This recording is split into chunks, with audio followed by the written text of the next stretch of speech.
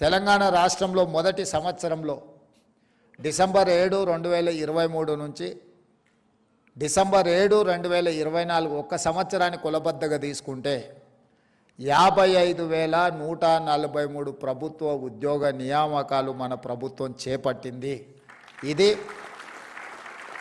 ఇది భారతదేశంలోనే స్వతంత్రం వచ్చినప్పటి నుంచి ఈనాటి వరకు అత్యధికంగా ప్రభుత్వ నియామకాలు చేపట్టడము. ఇంతవరకు ఏ రాష్ట్రము ఏ సంవత్సరం కూడా ఇన్ని ఉద్యోగ నియామకాలు చేపట్టలేదు. 10 సంవత్సరాలు పేరుకపోయిన నిర్లక్ష్యాన్ని, 10 సంవత్సరాలు కోర్టుల్లో నలిగిపోతున్న కేసులను పరిష్కరించుకుంటూ, పోటీ పరీక్షలను నిర్వహించుకుంటూ, అది పోలీసు నియామకాలు కావచ్చు, లేదా టీచర్ల నియామకాలు కావచ్చు, పారామెడికల్ సిబ్బంది కావచ్చు, ప్రతి శాఖలో సింగరేణిలో కూడా ఉన్న కారుణ్య నియామకాలు కావచ్చు, ఇలా చెప్పుకుంటూ వెళ్తే వివిధ శాఖలలో మొదటి సంవత్సరంలో నేను గర్వంగా స్పష్టంగా నేను చెప్పదలుచుకున్నాను, ఏ ప్రభుత్వము ఏ సంవత్సరము అమలు చేయని విధంగా మొదటి సంవత్సరంలోనే 55,143 ఉద్యోగ నియామకాలు చేపట్టడం ద్వారా దేశానికే తెలంగాణ రాష్ట్రం ఆదర్శంగా నిలబడ్డదని చెప్పి నేను ఈ సందర్భంగా చెప్పదలుచుకున్నాను. రెండవది, సివిల్ సర్వీసెస్ తర్వాత పబ్లిక్ సర్వీస్ కమిషన్ ద్వారా నియామకాలు జరిగే గ్రూప్ 1 పోస్ట్ 2011 సంవత్సరంలో ఇచ్చిన నోటిఫికేషన్ ద్వారా నియామకాలు జరిగితే ఈరోజు 2025 సంవత్సరం 14 సంవత్సరాలలో గ్రూప్ 1 నియామకాలు చేపట్టలేదు. ఆనాడు ఉమ్మడి రాష్ట్రం కావచ్చు, లేదా 10 సంవత్సరాల తెలంగాణ రాష్ట్రంలో ఇంతవరకు గ్రూప్ 1 పబ్లిక్ సర్వీస్ కమిషన్ నియామకాలు చేపట్టలేదు. 21, 22 సంవత్సరాల వయసు వచ్చిన ఒక నిరుద్యోగ యువతీ యువకులు గ్రూప్ 1 పోటీ పరీక్షల కోసం ప్రిపేర్ అవుతున్నామని చెప్పి కుటుంబానికి చెప్పి హైదరాబాదు నగరానికి వస్తే 14 సంవత్సరాలు ఆ పరీక్షలే నిర్వహించకపోతే వాళ్ళ వయసు 35 సంవత్సరాలు. అత్యంత యుక్త వయసులో కుటుంబానికి ఉపయోగపడి జీవితంలో వాళ్ళ కెరీర్లో ఉన్నత శిఖరాలకు ఎదగాల్సిన యువతీ యువకులు 14 సంవత్సరాలు త్రిశంకు స్వర్గంలో వేలాడదీయడం అంటే ఇంతకంటే నరకం ఏమైనా ఉంటుందా? మీరు ఆలోచన చెయ్యండి.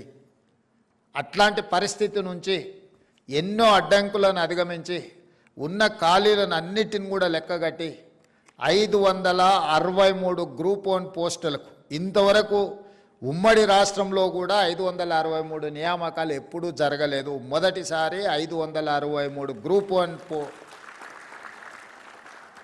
పోస్టు ఖాళీలను రాబోయే 2 నెలల మన నియామకాలు చేపట్టబోతున్నాం. మనం జీవోలు ఇచ్చినప్పుడు ఎవరు ప్రశ్నించలే, మన ప్రిలిమ్స్ ఎగ్జామ్స్ కండక్ట్ చేసినప్పుడు ప్రశ్నించలే. ఎప్పుడైతే మనం ఈ పోటీ పరీక్షలు నిర్వహించి 563 నియామకాలు చేపడతామని ప్రతిపక్షానికి ప్రధానంగా నమ్మకం వచ్చిందో లీగల్ లిటిగేషన్స్ మొదలుపెట్టారు. కొంతమంది విద్యార్థులను రెచ్చగొట్టి వీధుల్లోకి తీసుకొచ్చే ప్రయత్నం చేశారు. ఏదో ఒక రకంగా గ్రూప్ 1 పరీక్షలను అడ్డుకొని నియామకాలు చేపట్టకుండా కాలయాపన చేయాలన్న ఆలోచనతో కుట్ర చేస్తే కూడా ఆ కుట్రలను అన్నిటిని తిప్పికొట్టి న్యాయస్థానంలో ప్రభుత్వం తీసుకున్న నిర్ణయాలు అన్నీ సక్రమమే, సరైనవే, ప్రభుత్వం నియామకాలు చేపట్టవచ్చు అని చెప్పి హైకోర్టు నుంచి సుప్రీంకోర్టు వరకు ప్రభుత్వానికి న్యాయస్థానాలు అండగా నిలబడి ఈరోజు గ్రూప్ 1 పరీక్షల్ని కూడా పూర్తి చేసుకొని మార్చి 31 లోపల 563 మంది గ్రూప్ 1 ఉద్యోగస్తులను ఈరోజు తెలంగాణ రాష్ట్రంలో నియామకాలు చేపట్టబోతున్నాము. ఇది ఒక గొప్ప విజయము తెలంగాణ రాష్ట్రంలో ఈ సంవత్సర పరిపాలనలో అని చెప్పి ఈ సందర్భం మీకు అందరు గుర్తు చేస్తున్నాను. రాజకీయ నాయకులకు ఓడిపోతే 6 నెలలు ఖాళీగా ఉండడానికే కష్టపడుతున్నా, లేకపోతే బాధపడుతున్నా, ఎంబడెంబడే వాళ్ళ కుటుంబ సభ్యులకు వివిధ పోస్టులు ఇస్తున్న సమయంలో 14 సంవత్సరాలు యుక్త వయసు మొత్తం ఎందుకు ఉపయోగం లేకుండా పరీక్షలు వదిలేద్దామా, ఆశ మాకు అవకాశం వస్తే గ్రూప్ 1 ఆఫీసర్లం అవుతామని, పరీక్షలకు ప్రిపేర్ అవుదామా, ఎప్పటికి పరీక్షలు పెడతారో తెలియని పరిస్థితులు. ఇట్లాంటి గందరగోళ పరిస్థితుల్లో ఒక్కొక్క చిక్కుముడిని ఇప్పుకుంటూ ఈరోజు వివిధ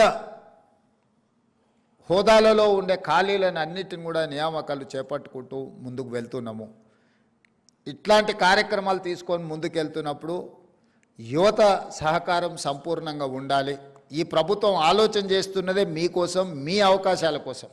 రాజకీయపరమైన అవకాశాలు, రాజకీయపరమైన పరీక్షలు పోటీలు అన్నీ కూడా ఎప్పటికప్పుడు 5 సంవత్సరాలకు ఒకసారి జరుగుతూనే ఉంటాయి. కానీ మీకు ఒక్కసారి అవకాశం మిస్ అయితే జీవితకాలం మీరు ఆ అవకాశాన్ని కోల్పోయిన పరిస్థితులు ఉంటాయి.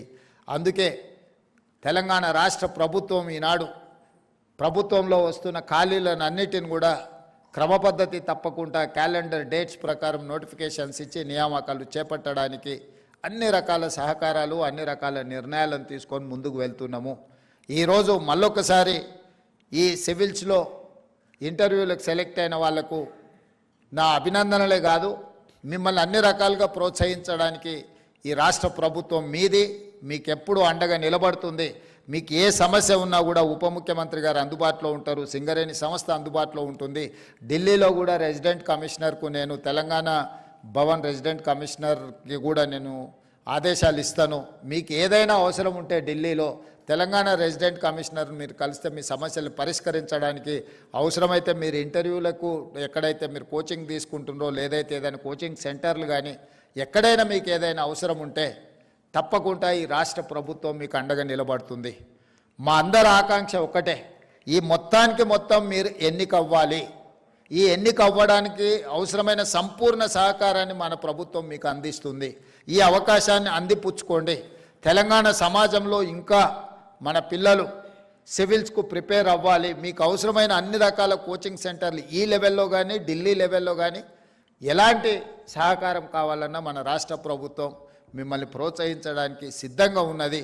ఈ అవకాశాన్ని అందిపుచ్చుకొని విజయం వైపు విజయం సాధించాలని, లక్ష్య సాధనలో మీరు ముందు భాగాన ఉండాలి అని, రేపటి భవిష్యత్తులో ఈ దేశంలో అత్యధికంగా ఐఏఎస్ ఐపీఎస్ ఐఎఫ్ఎస్లు ఎక్కడ ఏ రాష్ట్రం నుంచి ఎన్నికైతున్నారు, ఏ రాష్ట్రం నుంచి ఎంపిక అవుతున్నారు అంటే అది తెలంగాణ రాష్ట్రం అని గొప్పగా గర్వంగా మనం చెప్పుకునే విధంగా మీరు రాణించాలని కోరుకుంటూ మరొక్కసారి మీకు అందరికీ మనస్ఫూర్తిగా అభినందన తెలియజేస్తూ సెలవు తీసుకుంటున్నాను. ధన్యవాదాలు మిత్రులారా.